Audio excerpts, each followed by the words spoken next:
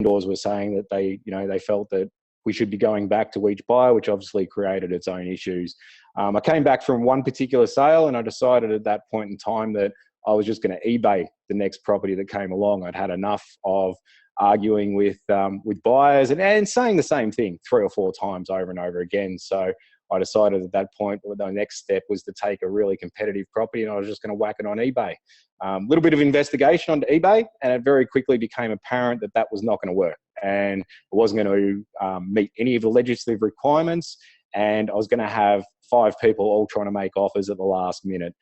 So in a moment of madness, I decided, not being able to find a platform that would work, that I would go and build one. And what I thought would be a 3-month project is currentently ticking up to about 16 months.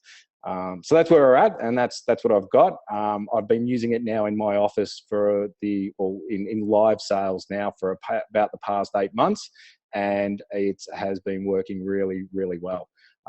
We've had some really good feedback from owners and some really good feedback from buyers. And I guess just the transparent nature. I think, I've got John Hallenby from Queensland. Some of you may know him from Check My House Price. And also Alistair Henderson from WA. He runs RealWorks. And I don't know, Alistair, about 28 different companies I think you run at the moment. But he's very much involved in online marketing. So they're involved in this webinar as panelists to have a bit of a chat about how they see the real estate market and some of the challenges that we're going to find as agents. Now, I'm like many of you. I'm an agent. I'm an active agent. I've got to list and sell properties every day to make a living. I'm in people's lounge rooms. And, at the end of the day, while I've been working on this software, this is not my primary source of income. My primary source of income is like everyone else. I have to go out there and get properties on the market and get them sold. I think at this stage, I might just open this up to John. I've been speaking to John now for about 12 months. I'm an active member of Check My House Price and a fantastic system that is. But John's been, certainly I've been speaking to him about my development of this website over the past 12 months. When I get frustrated with the online world and the digital world, I often send messages to him. But John's someone I've got a lot of respect for in the online space, and I think he's got his own unique views in where real estate will be going over the next sort of 12 to 18 months further out to the next 5 years. So John, I might just unmute you for a second. Do you want to have a bit of a chat? Yeah, sure thing. Look, one thing I'll add too, Dave, and to be honest, you don't actually know this as much as you and I have a lot of discussions on patterns and where technology, particularly technology in real estate, is progressing. What I haven't ever actually told you is actually my background in the technology space. Like before I became an agent, before I built Check My House Price, before I even became a Facebook marketer, I was actually an IT editorialist, an IT journalist, and I did that. Basically, I was published in every major publication in the Southern Hemisphere by the age of 13. And so my job was actually to sit and to track, to write about, to engage with all of the new technology, to predict trends in a lot of regards and things like that. And I spent the better part of about 15 years doing that before I then became a real estate agent, and built Check My House Price, became a Facebook marketer and became certified and so forth, and the rest is history. And look, what's really interesting from where I sit with that background is real estate is actually between 5 and 10 years behind the rest of the world and the majority of industries as far as technological uptake, which means that we have this ability to almost see the future of real estate by having a look at other industries and how they've adopted technology, taken it on board and run with it, what the consumer behavior and the consumer behavior modeling has been in those industries. And then we can actually apply it to real estate and work with it in that fashion and essentially design products to preempt that modeling that's going to start to happen. And it's very interesting because I know with what you're going to be talking about tonight with Market Buy and an online offering system, for probably about the last 2.5, 3 years, I've had that level of frustration that you can't buy a house online, right? You just can't do it. And in fact, Glenn Twiddle's heard me quote it. Alistair can back me up on this because many a late night phone conversation he and I had where I've sat there and said this to him, and anybody close to me has heard me say it, where I've said, it'll be 3 to 5 years and we will have the ability to completely purchase a property from where to go online via our mobile phone, etc. And quite often the question is, well, how can you be so sure that it's 3 to 5 years? And my response would always be the same. And that was, if it's not in the next 3 years, then I'll go and damn well build it. And that was it. And of course, you've done something with MarketBuy, which you're going to talk about tonight, which I think is absolutely fantastic.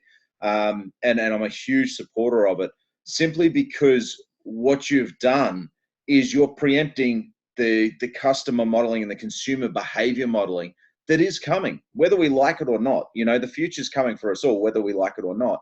And all we have to do is look at the other industries and look at what's happened in the last 25 years around us, and in you know, that user psychology and consumer psychology, and we can see exactly where we're going to go. Fantastic. I agree, John. I look at, well, first of all, I think I look at the way people perceive real estate agents, and I think real estate agents for a long time have tried to work off the basis that, you know, all the other agents are crap, but I'm really good. I'm the one that stands out, that's not ripping people off. But what we fail to understand sometimes is the consumer as a whole just lumps us all into one basket. So there's not one good agent out there. They just see someone driving around in a BMW in a suit, and, you know, instantly you get the wanker tab or the used car salesman label. And it's really, really difficult to overcome that. I think one of the greatest ways we can overcome that from a marketing point of view is just to create what the consumers want. And what they want is greater transparency. In a lot of cases, what I've seen is agents come back to me and say, well, do the vendors want it? You know, sure, this provides a lot of transparency for the buyers, but do the vendors want it? We're now over 20 sales in online offers. It's not every one of our sales, but it's certainly a number of our sales. And what we've found, the feedback from our owners, is they love it. They feel more engaged, they feel more part of the sale, and they have an opportunity to, you know, see the offers as they come through. They have an opportunity to make phone calls to us during the sale process, and they're not left at their home wondering. Alistair, I'll tag you in on this. I'll unmute you for a second. You've been in the real estate space, Alistair, for a long, long time, you know, marketing, involved in the marketing side of things. What's your take on all this? And I know in Western Australia, there's been an emergence of another platform that is of the same sort of idea. But you would have seen some frustrations, I would believe, from a consumer point of view. Look, there's always going to be, I think the key thing here is that people are going to be manipulated by what people bring to the market. So for example, if enough people bring cheap fees to the market, then it starts to manipulate how people perceive what they should be paying a real estate agent in order to sell their home, right? So if there are enough tools and platforms out there that are all starting to hone in and focus on online selling in a transparent manner, and as we're aware that there is that platform that is in WA, and hence the reason for, you know, sort of nudging this along to say, let's bring another platform, you know, let's bring this original platform to the market and give it some competition and ride on the wave that they're going to be creating. I think that over, like John says, over the next 3 to 5 years, it is going to become the way in which people are going to be doing home transactions, searching for their properties and buying properties. So moving with the tech, you know, with the tech trend, this is the whole reason and purpose behind why I'm involved and why I love this stuff so much, because I'm very much in the tech space and love seeing all this new technology happening. So I can only see big things happening, not in the immediate presence, but certainly it's now on the road of progressing. And I think that, you know, people are going to be excited about this technology, and agents are going to have to learn to use and adapt to it. Yeah, exactly. I've been in real estate for 20 years. I started in real estate in 1998, so 19 years now. And when I first started in real estate, I was told, I was trained that we had to control the transaction. We had to control the flow of information. We had to keep our vendors in the dark to a certain degree. Buyers, the only information they got access to was the information that we provided to them. And I think the world has substantially changed. I think people's access to information, buyers' access to information, is just well beyond what any of us perceived it would have been 5 years ago. And I come back to John's point before. You know, if we could have seen the world now 5 years ago, I mean, I think the iPhone's only 10 years old, isn't it? So, you know, there's been a quantum change in the way people communicate. And I think rather than trying to continue to control that level of information, you know, the onus is on us, or the people that will really succeed going forward will be the people that are able to embrace that transparency, but bring tools, whether it's ours or other people's tools or other people's software, but bring those tools to the forefront and allow people to interact with us in a way that they want to interact with us. Excellent. So I guess what I'll do is just pull up a couple of screenshots at the moment and just show people what it is we've actually got. So just bear with me a second.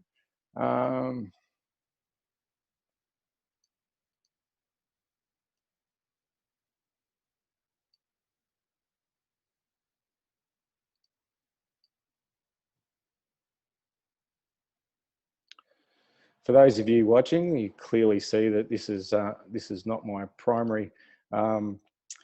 Webinars are not my primary source of communication, but basically this is what we've got. This is what I've managed to put together. So this is a demonstration that I've set up, and this is what I use if I'm in an appraisal or if I'm talking to a vendor. So basically, I will set up a demonstration with someone.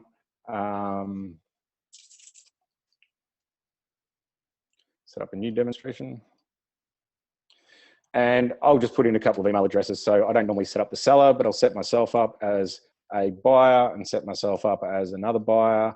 Obviously, I'm able to, with this site, I'm able to choose different real estate agencies because I've given individual agents the capacity to brand it themselves, but clearly for this one, I'll set it up as myself.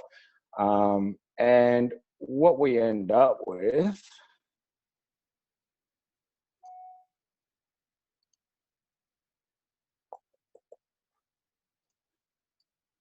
is a registration screen.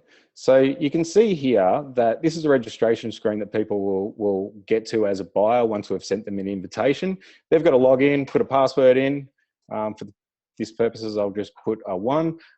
They have to register with a credit card. Now, there's a couple of reasons we do that. We do that, number one, for identity purposes. We want to make sure that the people who are registering are actually buyers and not another vendor or a vendor's friend or family or whatever the case may be. And we also want to make sure that we're not getting multiple people. So we don't want a husband and wife to register and start playing games with it. We want to be able to go back and say, well, these people have been through and open for inspection. These people have seen the property before, and we're comfortable to allow them to participate in the sale.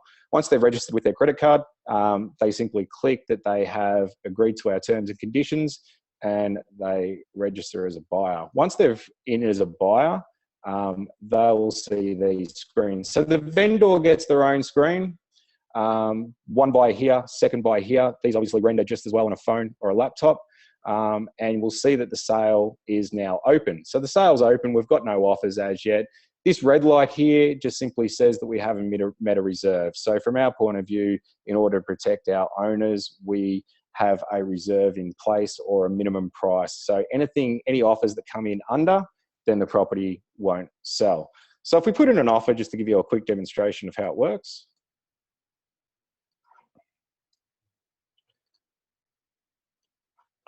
So there's a 2-stage offer. Make sure they could confirm the offer.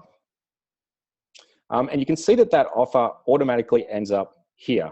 And you can see it ends up on all the screens. So buyer number 2 can see that there's an offer being made of 480,000. The vendors get to see the same thing, and an offer's been made of 480,000. So for the second, and it's still under reserve. So everyone's fully aware of where they're at, and everyone's getting notifications via email that an offer's been submitted on the property. Our second buyer can then jump in and decide to make an offer. This is Edna from Moonee Ponds. She makes her offer, and suddenly it automatically appears on everyone's screen, and we've got a timer here that resets. So each time an offer is made, we reset a timer. Once again, going back to the old eBay example, I was concerned that if we had an end timer or a cutoff timer, I'd have 5 or 6 buyers all trying to make offers within a couple of minutes or within the last minute of the sale, and we'd have a whole heap of people making phone calls saying they haven't had an opportunity to put their best offer in. So what we decided to do was create a system where the offer or the timer resets on each new offer. And that gives everyone plenty of time. Now, obviously, this is just a demonstration. In a live sale and the sales that we've run, that offer will reset anywhere between 30 minutes and 45 minutes.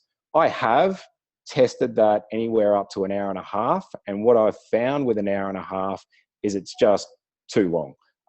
People don't want to wait an hour and a half to see whether someone else is going to make an offer. And we just found that we had issues there with people were getting bored with it. But 30 minutes to 45 minutes seems about ideal. And you can see on all screens that offer renders across all screens. So we get this person who decides to have made another offer.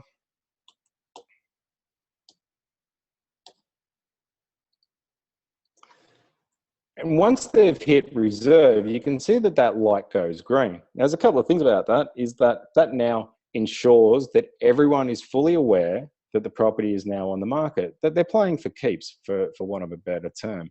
They're not going to get an opportunity to negotiate afterwards, if you like, that they're going to have to make their very best offer. Now, all of our sales contracts are on the system as a downloadable PDF.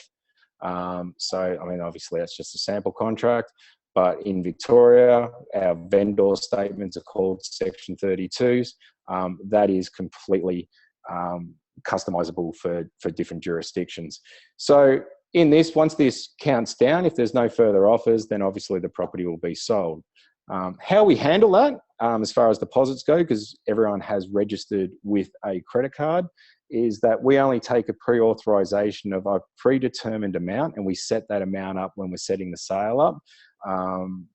So in most of our sales, it's $1,000, but we only do a pre-authorization. So the only person that has $1,000 come off their credit card is the successful purchaser. Everyone else has their money automatically, or their hold over their money automatically voided as soon as the sale is finished and they're not a successful purchaser. From there, as agents, obviously we've got those contracts that are pre-filled out to a certain extent. We can either scan that, or we can either get them to download that, fill out their details and their price and scan it and send it back to us for signing, or we can jump in the car and race around and see them. But I think you can start to see what I'm talking about as far as transparency. This provides a great deal of transparency for all of our participants, including our owners, and we find, from an owner's point of view, that they love it, the buyers love it. They're not relying on us to tell them what's going on. They're fully aware of what's happening at any given time. Fellas, you've seen that. Any comments, thoughts on that? Just a very quick question. What is the agency, Dave? The agent sees exactly the same as what the owner sees. Okay, so the agent. So the agent can't interrupt.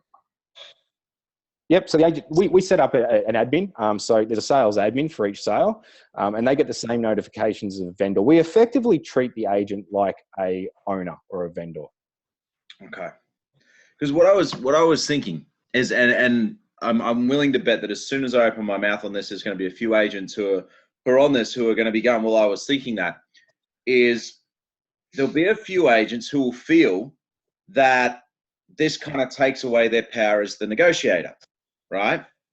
And I see it very, very differently. I understand why there are going to be agents who do see it that way, but I see it very, very differently, that the agents actually have the power and a sense of urgency. Like the buyer has a sense of urgency, so therefore the agent actually has far greater power in order to be getting in contact with each of these buyers and be saying, hey, look, another offer's been made. You can see it on the site there. Can you keep going? And obviously to negotiate and get them to push higher and higher and so forth.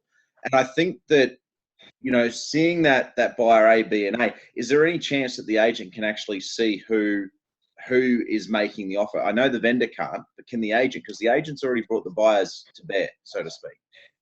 Yeah, absolutely. So if I go into the back end of a sale, I can see who each buyer is. I can see a bidding record. I can find out at any given time who. So I can see participants. Obviously, I can see an offer history. I can see where offers are made. I can see whether it's subject to finance. I can go in further and click on individual buyers and get all of their information. So from an administration point of view, we can see exactly where the buyer is, what offers they've made, if they're conditional. So one of the things that we did with this is we wanted to make it, we wanted to make the vendor have the choice as to whether a sale was conditional or not. You know, we found that in a lot of cases, buyers or vendors were happy to have a subject to finance or a subject to building inspection, and some weren't.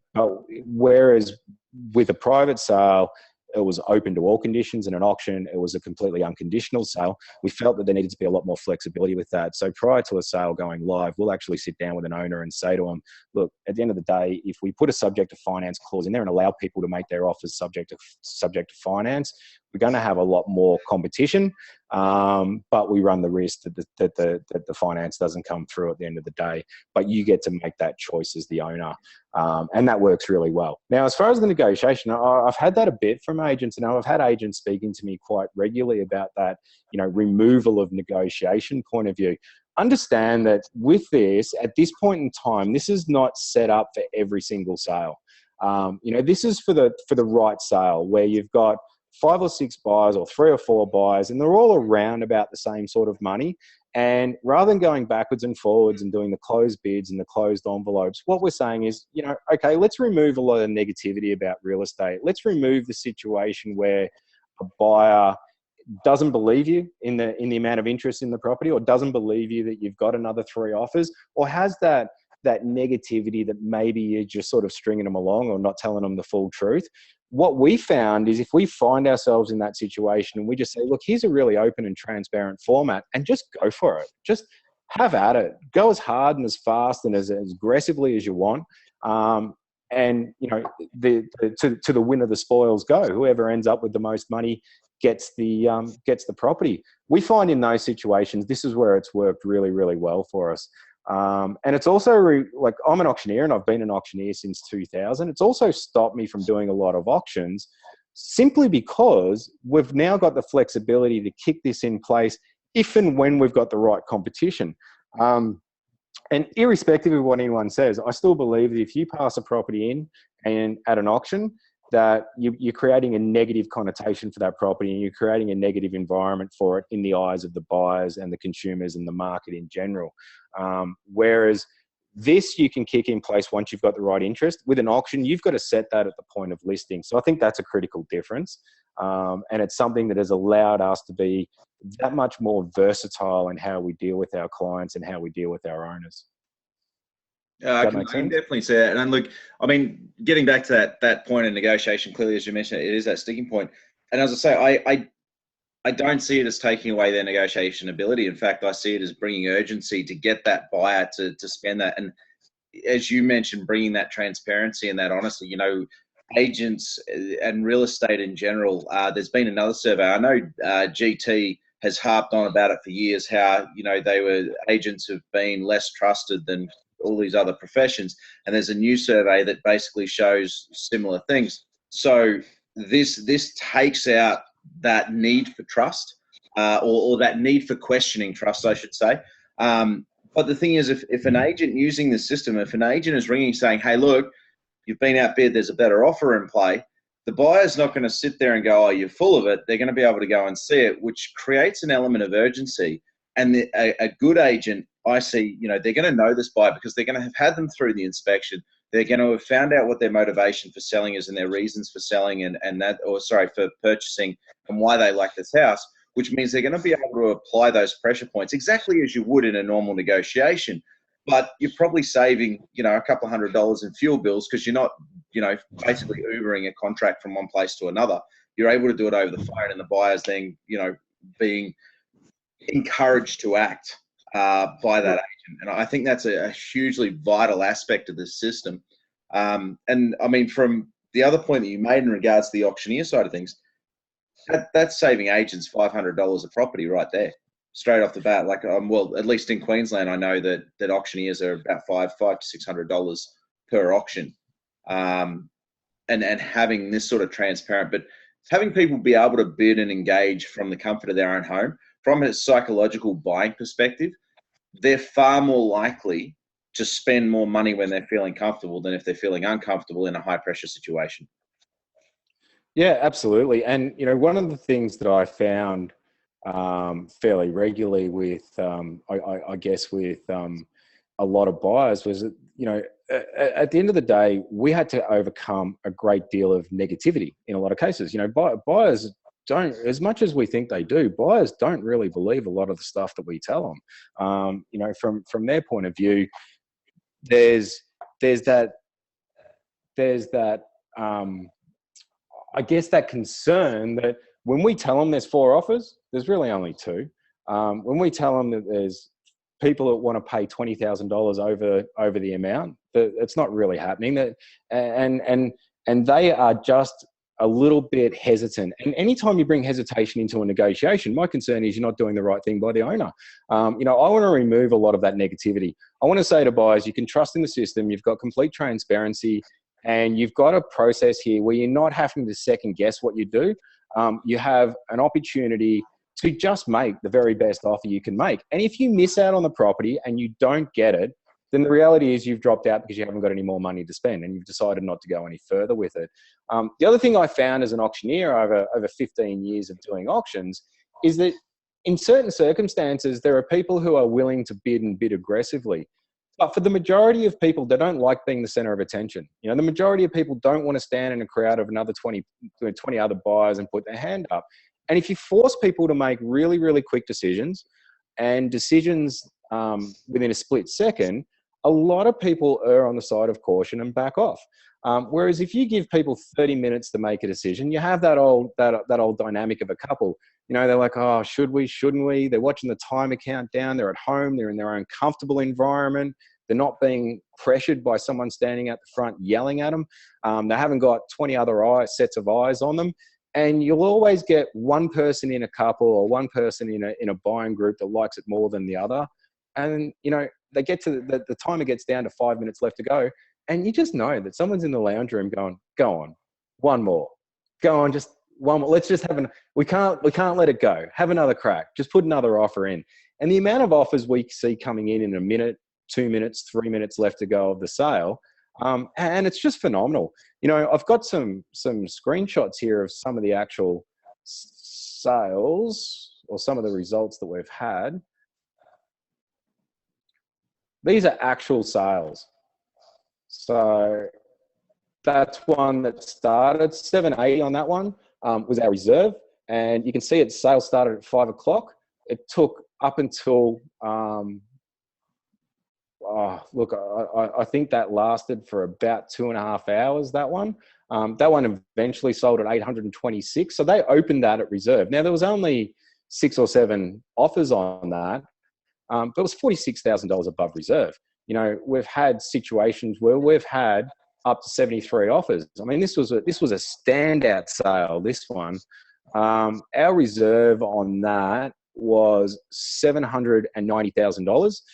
We had 73 separate offers on that. That ran from 5 o'clock the previous night to 1:24 p.m. the next day, and it was $101,000 over reserve with 8 separate engaged buyers, and it was an outstanding sale. And I had I had a a vendor text me the next morning and just go, "This is amazing, mate. Like, I'm just watching it go up. I'm just watching it go up and up and up, and it's just phenomenal." And I think from, from a perception point of view or from a reputation point of view, like, there's just no other way you can get that sort of, I guess, that sort of interaction from your owners. So I reckon if the owners love it, I reckon if the buyers love it, then there's got to be something to it. I just love the sniper there. Bitter F. So Sits what's that? there quietly, doesn't bid for 4 hours, and then in the last few minutes he throws that last ditch bid in, and it still gets pipped at the post. Yeah, he did actually, and it was bidder A. It was interesting. We issue the letters as they come into the bidding. It's not as they register, as they come into the bidding. So bidder A was the first one to submit the bid, and his first offer was $760,000. So he was there the whole way through, and he had various people come in and challenge him along the way, as I say, all the way up to bidder F. But he held on. He held on for the entire time, and he was there at the end, holding the contract and holding the sale. So, from that point of view, there's a lot of power in that. And we've had situations where we've had buyers that are sitting at work with their computer open or the laptop open or whatever whatever it is, and you've got their co-workers jumping in and saying, "Just one more." 3 or 4 people crowded around a computer screen. Just go and have another crack at it. Just go one more. Look, there is massive amounts of value in it. We just recently listed and sold a house in Coronella. And for those of you who aren't from Melbourne, Coronella is about 100 k's from where my office is. And I didn't even know where Coronella was before we sold it, but we picked up that listing on the basis that we had access to this type of stuff, and the owners, it was a beachside suburb, and the owners knew that a lot of the buyers were going to be coming from Melbourne. But that's the sort of stuff that it's starting to do for us now that people are starting to talk about it. And we're now getting requests for people to list and sell their properties, from all over Melbourne. We sold that. We got a very good price on it. They were hoping for 420, and we sold that at 450. And I still don't really know where Coronella is. But I think once we can do that type of stuff, and once we put ourselves as agents, from an agent's perspective, we talk about the benefit that it has for both vendors and buyers, but from an agent's perspective, it's a significant point of difference to be able to offer. And I think there's a lot in that as well. And I think we're starting to demonstrate that we can now interact with buyers and interact with vendors the way they want to interact. I think you're bang on there. I think, and then that's, you look at everything that's happened just across multiple industries, in the last 5 years, and one of the great comments, in fact, somebody said it to me recently. Someone said to me recently, no one will spend more than $20 online. No one. Yep. We are booking holidays that are worth $6,000 and paying for it with a credit card online today. Like, in fact, I spent $600 on a rental car and accommodation today. Myself and that. Like, we are spending so much more. And the thing was, the really interesting thing was, right, is back in 1999, somebody made that exact same comment to me, but the figures were changed, and it was, "John, no one's ever going to spend more than like 99 cents. No one will ever spend more than that online," right? And this was when Amazon had first started to come out, and it sort of went bankrupt a couple of years later, and they dug it back out and they rebuilt it and they rebranded and they just kept on slugging away. And sometimes you do have to do that, as you and I are well aware, Dave. But the thing about it is that 99 cents has graduated to $9, to $19, to $99.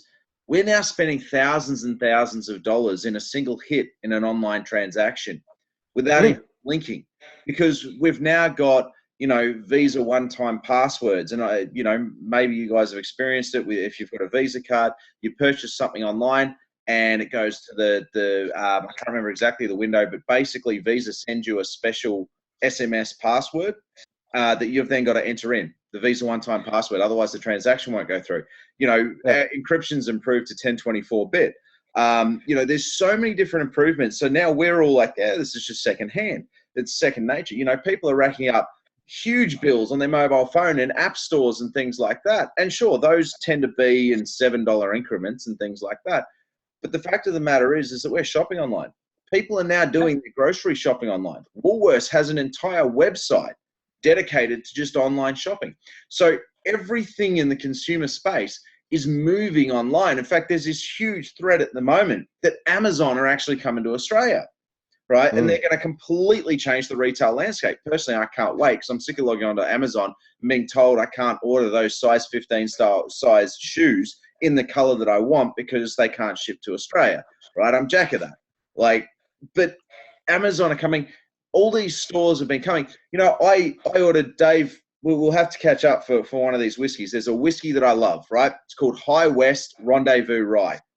It comes out of a small brewery in Utah.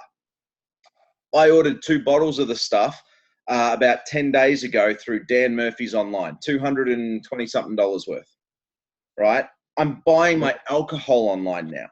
There is nothing that we cannot buy online. You can go onto Gumtree, onto eBay and buy cars. You can't buy a house on eBay, but you can buy a car. So there is absolutely nothing that we can't purchase online. And we are gravitating towards that because of one big, big reason, and that is convenience. Yeah, absolutely. More time poor than we've ever been before. Now, the big thing is, and this is something that has kept the real estate industry chugging along quite nicely and agents kept going. It's actually insanely inconvenient to sell a house. It is. The more convenient, and an agent's job, yes, it's marketing, it's negotiation, but above all else, an agent's job in this day and age is to make selling a house convenient.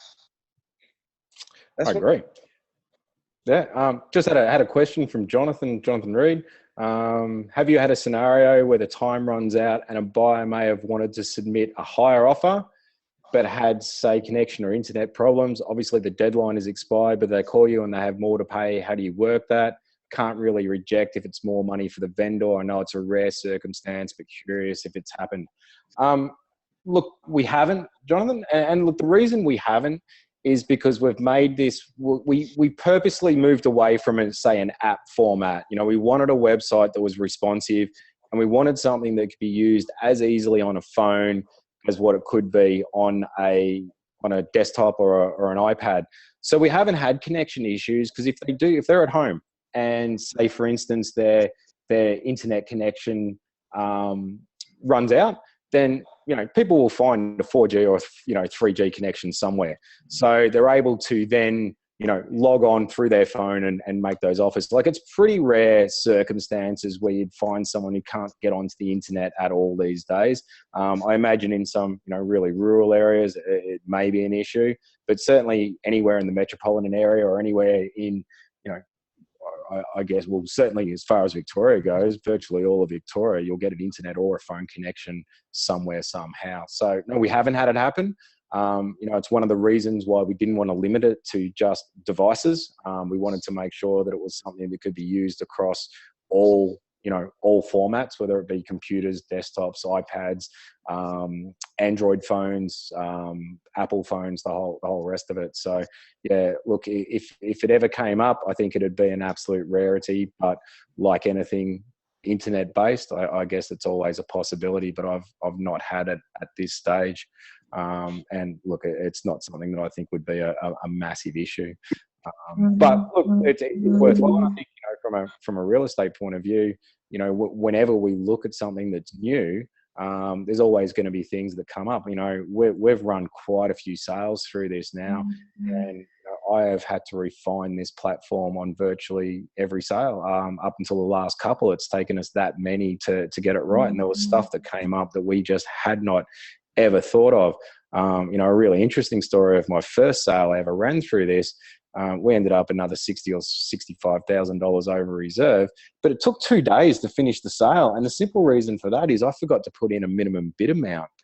So I had people making offers of $1, which was just ridiculous, and it just dragged on forever. The very next, as soon as that sale finished, I went back, and one of the first changes I made to it was the ability for us to be able to put minimum bid amounts in so that we could limit that. And, depending on the sale, depending on the price, they now limit those bids to $500 or $250. So yeah, look, all in all, I think we've made the refinements where necessary, and we've made the changes that we've needed to make. And for the last couple of sales, we haven't found any great issues. Alistair, you're sitting there nice and quietly. Any thoughts? Well, John said everything, so so I got nothing left to say. John has left me speechless. Look, I will just very quickly show you from the back end how we set up a sale, so you've got some sort of idea of what the setup of a sale looks like. So if I go into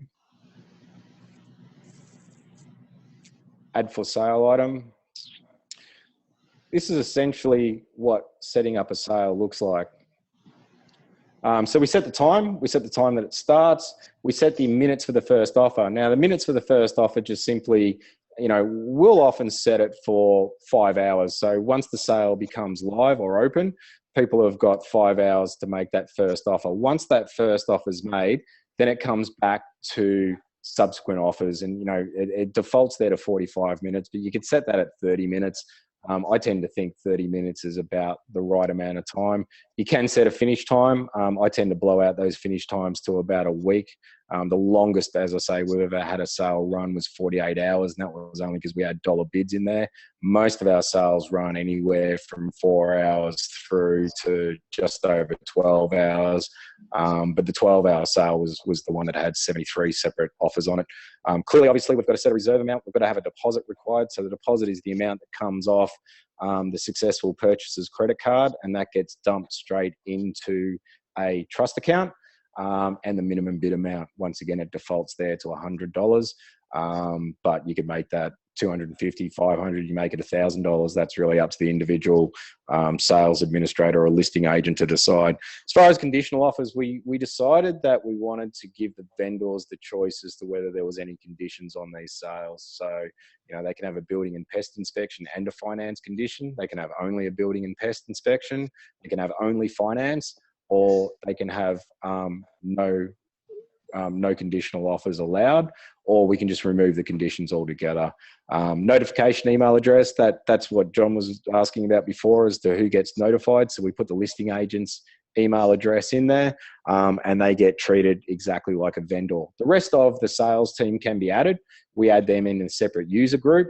But they don't get the same level of notifications as far as offers and all that type of stuff that the vendor or the buyers get. But they just get a second tier access, if you like. But the listing agent or the sales administrator, as we call them, gets access to all the back end and all the details of the buyers and whether they've got conditions and how much and all that type of stuff. As far as uploading, it's much like you'd have a normal upload with your portals. You just put in a title. Our title, we use the address, a brief description of the property, add images, add your contracts or section 32s or whatever the relevant documentation is for the jurisdiction that it's been sold in, and then you create the sale. And it's really that easy. It's just a drop and play system, but it works very, very well, and we've found it something that when I set this up with the belief that my 10-year-old son needed to be able to create it, and if he could work it, then I figured it was idiot proof. I'm not saying my 10-year-old son's an idiot, but at the end of the day, if he can make it work, then anyone can make it work. So it's very much a follow your nose, pretty simple, straightforward sort of process. So Dave, with the with those that are viewing your demonstration, for those that are interested in maybe trying it for 1 or 2 properties to see how it goes, to see how they feel about using it. Obviously, it'll be new technology for them to use. It'll be a new experience for them, a new experience for their potential sellers or sellers ultimately, depending on whether they're presenting it at a listing presentation as an opportunity to be one of the first or second in their area to use this method. What do you have in store for them in terms of, can you make it, is it simple for them to just sort of reach out to you at Market Share Property and request a username and password and, maybe a a run-through tutorial of how to use it in a hands-on manner before they can progress to maybe use it with some clients? Yeah, absolutely. So we can provide them access to the demonstration site so they can have a play around with it, and they can run a couple of demos themselves so they get used to using it. You know, we have a, you know, obviously the sale that I ran through there was under the market share page. We have a market buy page, which is just a very generic white page that we've set up so people can try it out and use it. You know, I'd be very keen for a few agents to try it with some properties and see what their response, or to see what their thoughts on it was.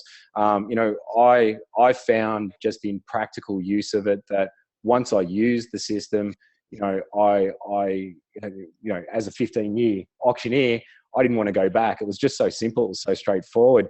So yeah, absolutely. You know, all people need to do is give me a send me an email. I've got a couple of email addresses. It's, you know, David at marketshareproperty.com.au, or sorry, David at msprop.com.au, demo at marketbuy.com.au. Any of those email addresses work, and we're happy to provide access for people so that they can go in and demonstrate or do a demo for clients and show them how it works. And if they want to try it out on a property, then we can set them up on a generic page that's not branded under our colors, but just branded under a very generic market buy page, and see if it works for them. Obviously from there, the next step is if they wanted their own branded page, then I'm more than happy to, you know, discuss that further. To give you an idea what another branded page, we've just set one up for an agent in New Zealand, and it looks, so that's an example of one agency. They've had theirs just set up. So they've got their own page now, and they're only a couple of weeks away from using this. And, you know, they've decided to call this iBuy, so they're going to brand it up and do some of their own marketing around that. But, you know, we felt one of the really important things from an agent's point of view is the ability to brand, and the ability to take a software like this and to be able to almost market it as your own development or your own initiative in the marketplace. It makes a lot of sense. Yeah, and you know, I think individual agents can decide to call it whatever they want. And, you know, I think each agent in each area will find different ways to make this work for them and find different applications and different advantages. You know, I've had a couple of people say to me, well, would you run every sale through this? You know, I wouldn't, and that hasn't been our experience, but we're running probably about 50 or 60% of our sales through it. And for the sales that we are running through it, we're finding very successful. You know, there are instances where we've decided not to. For, you know, a good example of that is we had a $1 million sale in Croydon North. We had two buyers that wanted to pay $950. We had one buyer that wanted to pay $1.1 million. You know, we made a business decision at that point in time that we were just going to take the $1.1 million and not run it through a competitive sale, because we would have potentially cost our owners some money. So, you know, like anything in real estate, it takes a little bit of forethought and a little bit of intelligence to decide what's appropriate and what's not appropriate. And, you know, I don't say or ever envisage that this is going to be the thing that completely takes over every other form of sale. But what it really is a very, very powerful tool that you've got in your arsenal, that you can use if it's appropriate. On that note, Dave, will there be a situation in the future that you envisage that single offer situation, it will be able to be used, and potentially where the negotiation, or not the negotiation, but at least the bidding between the seller and the buyer can happen in a similar format, but obviously where there's just, it's one-on-one? John, we're 2 weeks away from having that finalised, actually. Single offers, there's a reason why we created single offers. So what's going to happen is the vendor, if one person wants to make an offer on a property, the vendor will have an opportunity to counter offer. So the vendor will be able to come back, say someone makes an offer of $500,000. The vendor can come back and say, well, no, but I want 530. The initial buyer then has a chance to up their offer to 510 or 520 or, you know, whatever their next offer is. And, you know, the vendor can continue to counter offer with that buyer until they reach an agreement. If at any point during that sale, a second buyer enters into the transaction, then the vendor gets kicked out of or loses the ability to make a counter offer, and their last counter offer becomes the new reserve. So it becomes the new green light point. We did that for a really specific reason. In a lot of the sales that we were running, much like an auction, you'd have one buyer that would stick an offer in, and everyone else sat on their hands and just wanted to see what anyone else was doing.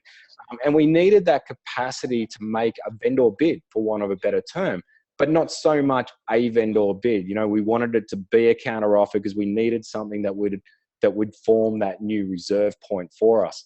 And that was really so that we didn't have any sales time out. You know, we didn't have one person make an offer well below reserve, everyone else sit on their hands, and a sale times out. We needed to prolong the sale, and we needed to give the vendor an opportunity to negotiate directly with that buyer should there only be one offer in place. So yeah, look, there is the capacity for single offers.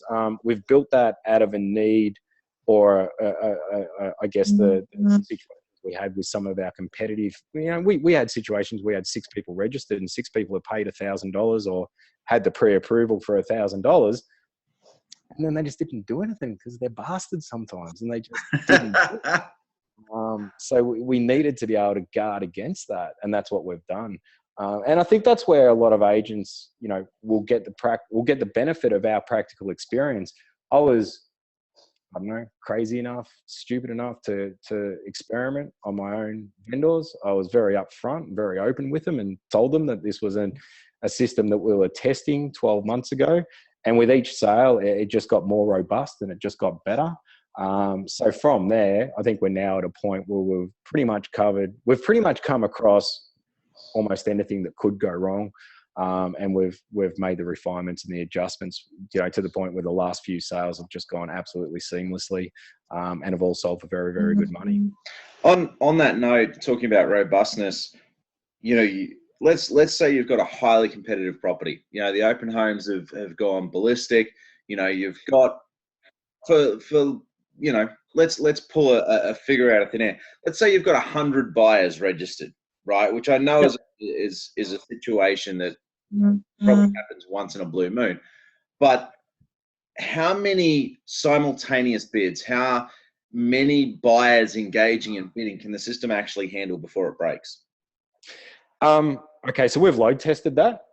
We ran a huge amount of testing in the background. So we've set this up on a single-use server. So it's all firewall protected, and it's an Australian-based server. The system under our load tests can handle 7,500 emails a second. It can handle 500 concurrent sales. We ran a scenario where we ran 10,000 instructions through it, or 10,000 page loads through it over a period of a 60 second, over a minute. We only had one page that took longer than 0.04 seconds to load. So look, as far as its capacity, it's like driving a NASCAR on a suburban street. You know, it is well beyond what it needs. It obviously has the room to grow substantially, and we have the room to ensure that it keeps up with any sort of capacity that it might need. But it can comfortably handle 500 sales at any one time with about, I think we ran 9,500 viewers per sale. And as I say, 7,500 emails per second. So it's pretty robust. We overcompensated on its build. They probably should have hired you, by the sounds of it, to build the service for the Australian census. Yeah, I think the census was that was an interesting one. But yeah, no, we were very careful, because one of my huge fears was a sale that crashed midway through. You know, that just would have been disastrous. It would have had owners on the phone and buyers on the phone, and it would have set us back years. Yeah. So I was really, really careful that when we built it, I built it with the capacity that I, you know, wouldn't use for a long, long time. So that was one of our primary concerns, and one of the things that we were very, very conscious of. Yeah. No, well done. All right, Alistair. Thank you, mate. Appreciate your attendance. Talk to you soon. No worries. Thanks, guys. Go. See you, mate. See you, Johnny. So look, as for the people that are still on, is there any other questions you want me to run through? We've gone over our 40 minutes. I did say that we would only run for 40 minutes. Is there any pressing that's questions. probably my bad, man. I do tend to rabbit on when I get into a flow, when I'm fired up. You're all right. Has anyone got any questions or any issues that you want to raise with us? I mean, I know it's new, and I know there's a lot of things out there that people might not know. So Janine says, can interested parties other than buyers see the bidding? Well, yeah, at your invitation. So what I've done in the past is I've created a separate user group. And I've created a group called viewers or guest login. And, you know, and I will then share the URL. So every time I create a user group, and each group, each buyer gets their own unique URL and randomly generated URL that they get to use. But you as the agent decide who you share that with. So you can share it with, and I've shared it on Facebook before. I've shared it in the real estate community. I've shared it all sorts of different places, but you can choose who you share it with. It's not open to just anyone. My immediate thought there would be you'd email it out to every buyer who'd been through the open home so that they could actually see it in action. And if suddenly they had that last minute fear of missing out, they could register and start bidding. Yeah, look, we anyone who's been through the open home gets an invitation to register. We don't necessarily give everyone access to view the sale, but once again, that's an individual decision from an agent to agent. You know, they can make the choice as to who they share it with. And I think giving that control back to the agent to say, well, you can share it with as many or as few people as you decide. We'll often run that by our owners and just say to the owners, look, how conscious are you of the privacy? Like, you know, anytime I've shared it in a Facebook group or a real estate group, I've sought permission to do that before. I had a friend of a vendor ring me just recently and say, can they watch the sale? And I went back to the owner and said, look, Leanne's asked if she can watch your sale. I know she's a friend of yours. Do you care? She's going, nah, give her access to it. So I gave her a login so that she could watch it purely as a viewer. But once again, you get to control that. Zach's asked about price.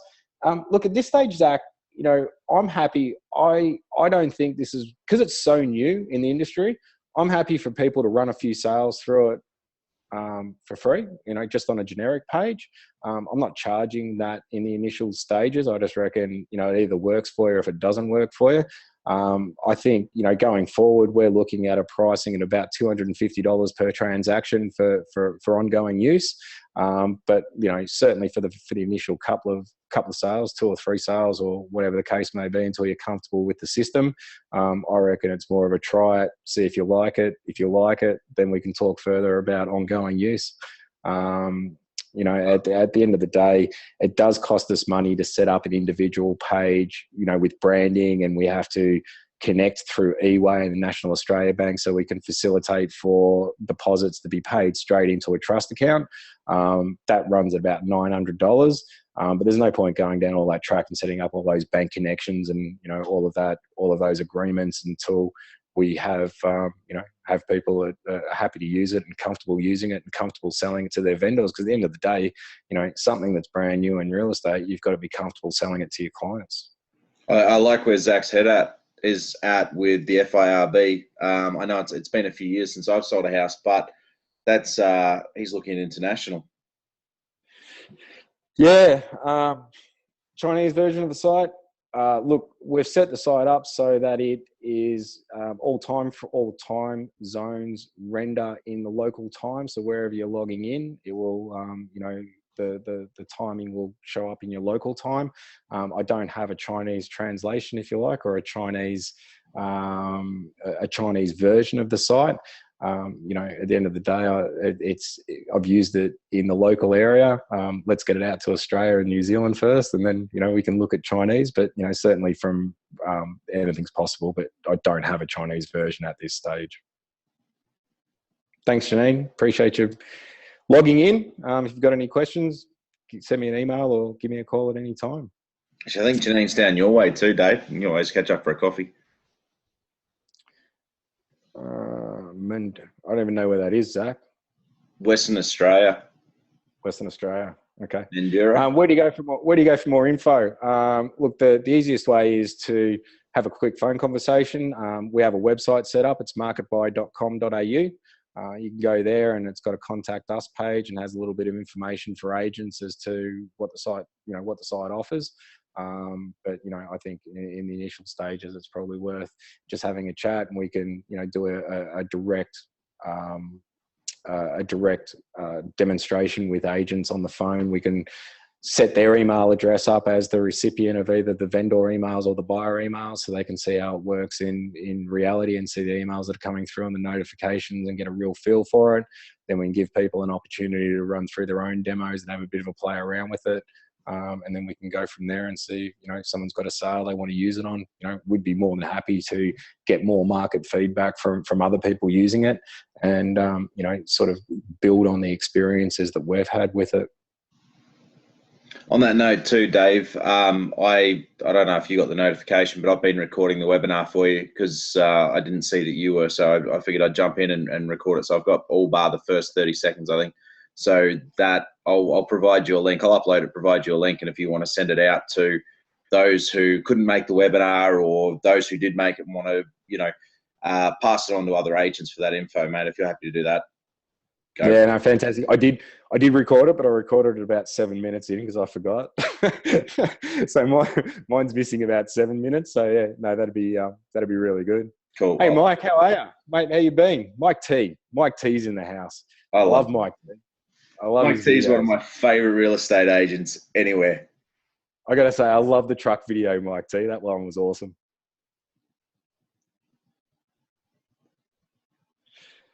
All right, is there any further questions, or we might wrap this one up for tonight? Obviously, wait till you see what's next. We'll fill it in. There's only a few people left. Most of them have jumped off now. Mike, can you give us a bit of a pre Just a teaser, Mike. Yeah, a teaser. That'd be an idea. No worries, Zach. As I say, give me a call. Or send me an email, and happy to have a chat to you further, and happy to do a demo for you. I'd love to. As I said, I really like where Zach's headed. I think it's perfect application for it, particularly in a testing environment, to test internationally like that, where you do have buyers. I mean, you literally can't take a contract to, they've got to have some method of bidding. I think, yeah, he's bang on the money. Yeah. Look, I mean, we've seen a lot of advantages of it from people who aren't able to get to the office, people aren't able to get to auctions. We've had people who have jumped in on sales that are an hour away. We haven't had as far as China, but we've certainly had people that aren't local to us that have had the ability to make offers on properties that they probably wouldn't otherwise have had the opportunity to make offers on. And obviously, I think once we can provide that level of competition and that ease of access for our consumers and for our buyers, well, that can only be good for a vendor. I think the difference between 2 buyers and 7 buyers, well, it doesn't take a rocket scientist to see that there's going to be a significant advantage there for our owners and for our vendors. Yeah, absolutely. It's the whole global commerce, global community thing coming to bear on a local level. Yeah, exactly right. So, what do we got? Thanks, guys. Very interesting. Improve soon so we can get more multiple offers. I hear it's on the way up, Aaliyah. I hear you guys are getting I can confirm, because with the Check My House Price stuff, like every month we're renewing campaigns. We're renewing campaigns all throughout WA. And one of the steps that we take is we go and we look at what the market trends are, what's happening in pricing and sale numbers, everything like that. And the signs are starting to be better than what they have been. The last 2 years have been pretty rough. But look, there's some growth. To the last quarter in WA, more and more suburbs are starting to see that growth. And don't get me wrong, it's not huge. It's like, 0.3%, 0.7%, occasionally 1.3%. But the big thing about it is that it's no longer going down. And that's the big thing, is that it's no longer going down. So I think, hold on, Aaliyah, it's good times are coming. Yes, well, I mean, I think any time a market goes down, it can only go up. And I don't work in the Western Australian market, but I know you guys have done it relatively tough there for the last 2 or 3 years, I think it is now. But look, at the end of the day, it's a great city, and like everything, it's just readjusting to, I guess, the downturn in the mining industry. And I guess there was a fair bit of money that was pulled out of the Western Australian economy as the mining activity sort of wound down a bit. But if you're still around there, you've hung on for this long, only good times ahead. All right, any further questions, or we might wrap this up tonight? I think I'll go home, and John looks like he's at home, so I might head home and go and see the kids. I've actually got the kids with me this week, so I'm always at home on Kid Week. Loads of great properties on offer for your Victorian investors. I'll let them know. I'll send them over to you. If anyone's got any questions or anyone wants any further information, feel free to give me a call or contact me at demo@marketbuy.com.au. Happy to run individual demonstrations, and certainly happy to talk to you about bringing it to your market or giving you an opportunity to let some of your owners have a go at it. I think it's one of those things that it's often easier to just not do. But once you run something like this and you start to see the possibilities, your mind starts to work about what you can do from a further marketing point of view. And I think as a real estate industry, we're always looking for a point of difference. And I think the real estate industry spends far too much of its time competing on the one percenters. I'm very much of the belief that if we can create a substantial value add and a substantial point of difference, that not only do we allow ourselves, greater market penetration and greater ability to set ourselves apart from our competitors, but we also protect ourselves to a certain extent. I don't like using the word disruptors and Ubers of real estate and all that type of stuff, but there are plenty of people that want to come in and take our commissions off us. There's plenty of people that want to bring technology in to try and take away the role of the real estate agent. This is a software application or a website that has been specifically designed for real estate agents to use. And I think it gives us an additional weapon to allow us to maintain our position within the transaction and to be able to go back to our clients and say, you know what, we are keeping up to date with trends. We are keeping up to date with modern technology, and we have tools available to allow your clients or your buyers to deal with your property in a way that they see fit. And I think too, on that note, Dave, we are still making this transaction convenient for you. And by hiring us, not only is it convenient, but that convenience is actually going to pay off in a big way at the other end, because not only do you get a convenient way of selling your property, but you get a very good marketer and a very good negotiator bundled in with that. That equals a great result. And I think absolutely. That's the huge thing is everything, like, we're all time poor and we're all moving more and more towards convenience. And that's something that we really need to wrap our heads around. And look, just to finish off, just as a benefit to the agent, a few weeks back, I was heading into the city. My wife had organised a play of some type in the city that I'd reluctantly agreed to go to. So we were heading in the car, and on the drive into the city, I got a phone call from a buyer that said, this was a Saturday night, property that been through on the Saturday, through the open for inspection, really liked it, would like to make an offer on the property. And in any other time in my real estate career, I would have spent an hour on the phone with them. I would have organised for them to come in and see me the next day on a Sunday. I would have organised all the contracts, and I would have spent an hour or two on the phone backwards and forwards, and it would have completely destroyed my night. All I did is go, yeah, sure, the sale starts Monday. I shot them a link. They registered while I was at the play. I got a notification to say that they'd registered for the sale.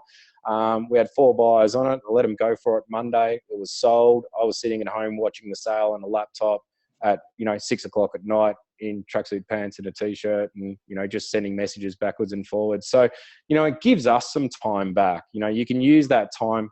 I'm a lazy person by nature, so I use that time to go home. But if you want to use that time to go out and list more properties, or make more phone calls or whatever it is, it does free up your time from doing stuff that we shouldn't be doing anymore. We shouldn't be talking to 5 different buyers and filling out 5 sets of contracts and running around to vendors' houses at 10 o'clock at night. At the end of the day, The world has moved past that. We've moved past that, or we should be moving past that. And we should take the tools that are at our disposal and use them to our advantage, rather than letting other people come into our industry and tell us what they're going to do. We should be, as an industry, going, you know what, there's all these tools available, there's all this online access, and why don't we use it to make our lives simpler, better, easier, you know, more convenient for our consumers? You know, so that's what I'm all about. I'm all about, you know, saying, well, the real estate industry is going to change, rather than just being someone who reacts to the change. You know, I want to be at the forefront, and I want to be in a position where, you know, I can make our jobs, or my job, because, you know, once again, I set this up for myself. I want to make my job easier, and I want to make the life or the experience of my clients easier. Mike, another demo, mate. You've got my phone number. I'm happy to run a demo for you at any time. Always got time for you, Mike T. You ring me anytime you want. I'll do a demo for you on the spot, mate. There's no dramas there. All right, guys, I think we'll wrap that up. Any last questions? I'll do the old auctioneer thing, calling it 3 times. Any further questions? We'll call it once, twice, 3 times. John, thank you very much for your time. I know you're a very busy man with your burgeoning empire that you're building. So I really appreciate your time and your insights. And for everyone else, thank you for taking the time to log in. I know we've run a little bit over time, or a fair bit over time for what we originally said. Just blame me. That's my reputation. I never run a webinar to time, so just blame me. Just go, that Hellaby bloke was on that friggin' webinar again, and he tangented it once again, like an ADD kid at Christmas. Yeah, mate. No, you're look, a lot of time for your experience in both the online world and the real estate world. So I do thank you very much for your time, and thank Alistair that he's taken off, because he's got another webinar. I'm sure that guy runs about 32 companies. Yeah, he's up there, man. It's we're constantly trying to work together, and it's just getting the time to do it. Yeah, he's always doing something. All right, guys. Thank you. I bid you all good night. John, I'll talk to you very soon. Absolutely. Yeah, email me if you've got any questions. Thanks, guys. Bye for now.